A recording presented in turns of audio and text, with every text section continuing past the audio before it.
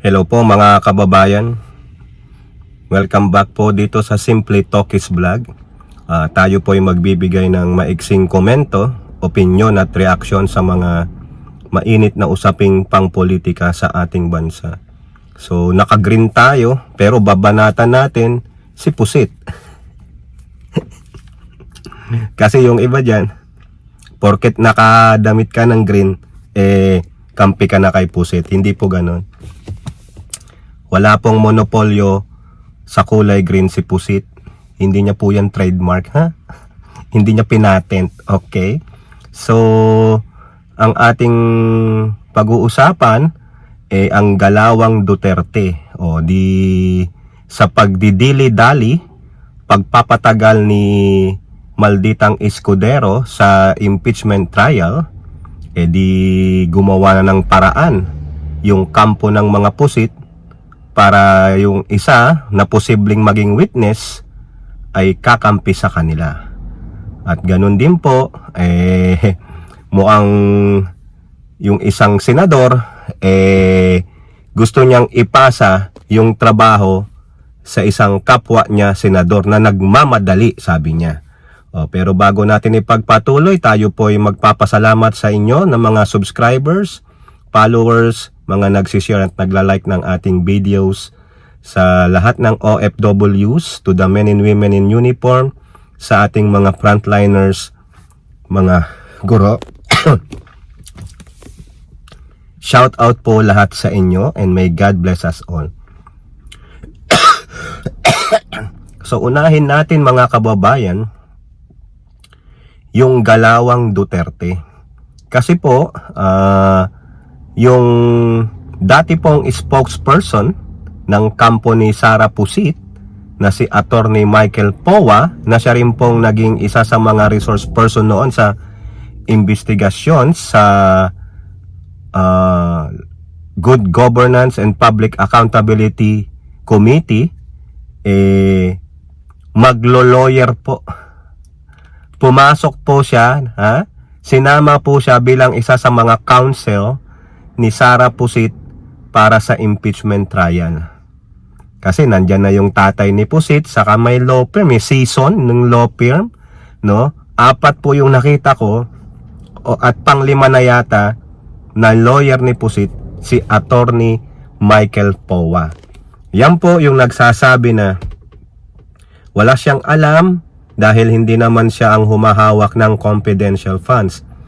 Pero may nilahad po siya sa one of the hearings na yung tungkol sa Philippine Army na parang seminar o event ng Philippine Army na kung saan nanghingi sila ng letter stating that DepEd donated 15 million. Sabi nung mga nag-organize nung event na yon sa Philippine Army, if I can remember, mga general, sinabi nila wala po kami natanggap na pera sa DepEd. Kami pa nga po ang gumastos.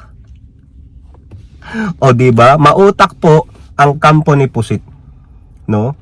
Para hindi lalong magisa si Michael Powa. Kasi maraming alam yan di ba?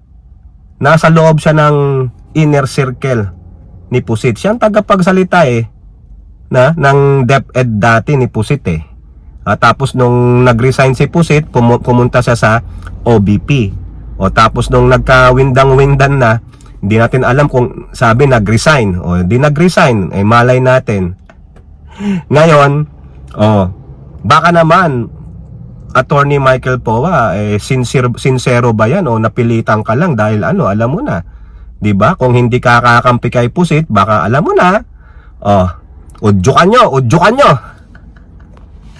So, matindi ang galawang Duterte.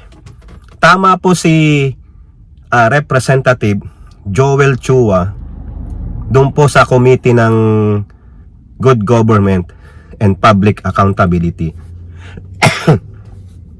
Siya po ang chairman dyan, no? Sabi niya, sa pagpapatagal ni Escudero ng impeachment trial, malamang yung mga ebidensya, yung anong tawag doon, yung matitainted, at baka yung mga witnesses umatras na.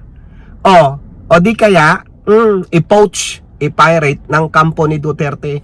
Ayun na, magsimula na mga kababayan. Ha? So, si Michael Powa, no, nagpresenta na maging legal counsel, isa sa mga legal counsel ni Pusit.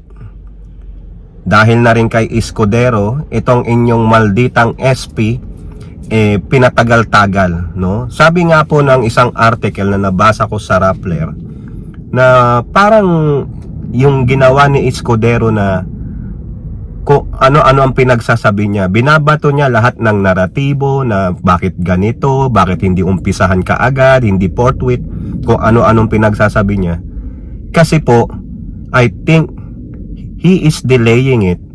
Binabasa niya po parang it is an opportunity for him to study. Sa tingin niya po, powerful pa rin ang mga Duterte, kaya pwede niyang magamit yan sa 2028. Just in case hindi makumbik si Sara at may pagkakataong tumakbo sa 2028. Opportunista ang malditang Senate President ninyo.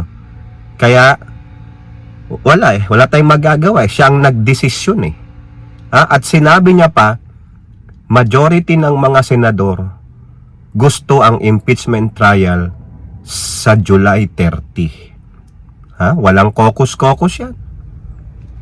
Walang kwenta ang Senado natin. They are only self-serving. Anong dahilan nila? Sabi ni Escudero, yung iba busy, yung iba nangangampanya, yung iba nakabakasyon, yung iba out of the country. O di ba? Yan ba ang pagsisilbihan ang sambayan ng Pilipino? Kanya-kanyang interes, mga kababayan. Biruin nyo, libo-libong pera ang pinapasahod nyo sa mga yan. Sarap buhay ang mga yan. Tapos ganyan lang sila. Tapos meron pa silang sobrang hambog na Senate President, no? Opportunista si Chis Escudero.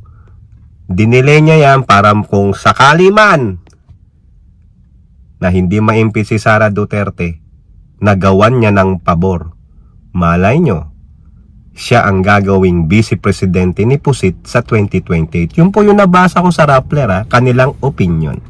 Okay, now, punta naman tayo dito sa isang senador na sinabing, sige, kung gusto niya, siya na lang ang gumawa ng rule sa impeachment.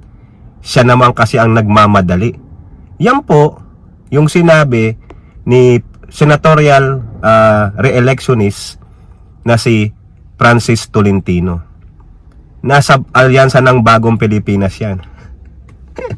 Sabi ko 12-0 pero wala tayong magagawa. Sige, pinagkatiwalaan ng Pangulo, pero hindi ko po gusto yung sinabi niya.